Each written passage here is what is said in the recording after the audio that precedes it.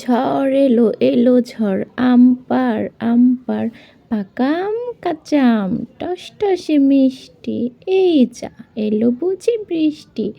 এই ছড়াটা ছোটোবেলা আমরা সবাই পড়েছি, তাই না?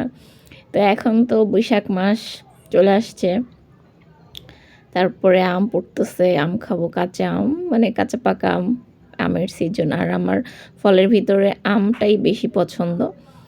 তো আমার প্রিয় ফলের মাস চলতেছে, চলে আসবে। আর এখানে হচ্ছে আমাদের গাছে থেকে কিছু ভেন্ডি আর একটা বেগুন হয়েছিল, আম্মু ছিঁড়ে নিয়ে আসছে। তারপরে এটা হচ্ছে আলু শাক, আলু শাক চিনেন কি না বলতে পারবো না। আর এটা হচ্ছে সকালের নাস্তা, খুদের চাল রান্না করছিলাম একটু খিচুড়ি স্টাইলে।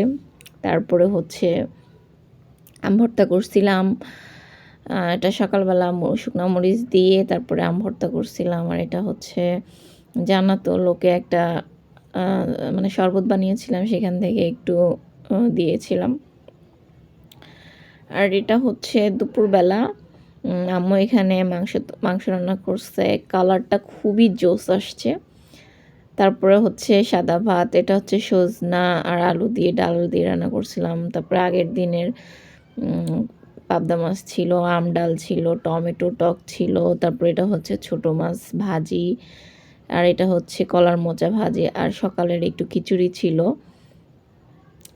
তো এইগুলাই হচ্ছে দুপুরের খাবার দাবার ছিল। তো আমি ফার্স্টে খিচুড়ি খেয়েছি, আম্মু অর্ধেক নিয়েছে, আমি অর্ধেক নিয়েছি।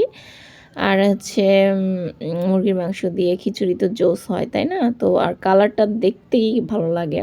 আমার একটু মাংসের তরকারি বা যে কোনো তরকারিটির কালারটা আমার কাছে খুব ভালো লাগে। আর আমাদের যে এবারের মরিচগুলো আম্মু ভাঙিয়েছে, কালারটা অনেক জোস। তো আমি মাংস নিয়েছিলাম, পরে আম্মু আমাকে আবার উঠায় দিছে হাড্ডি, আমি একটু হাড্ডি খেতে পছন্দ করি তাই।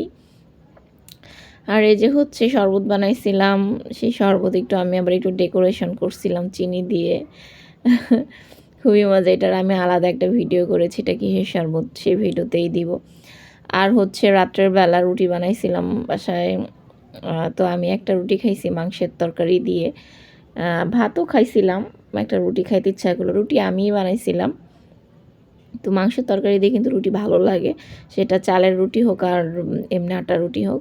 তারপরে এই যে অল্প কয়েকটা ভাত নিচ্ছি একটু, বা কী যেন এটাকে কলার মোচা নিয়েছিলাম। এই তো এটাই ছিল হচ্ছে এবার সব কিছু।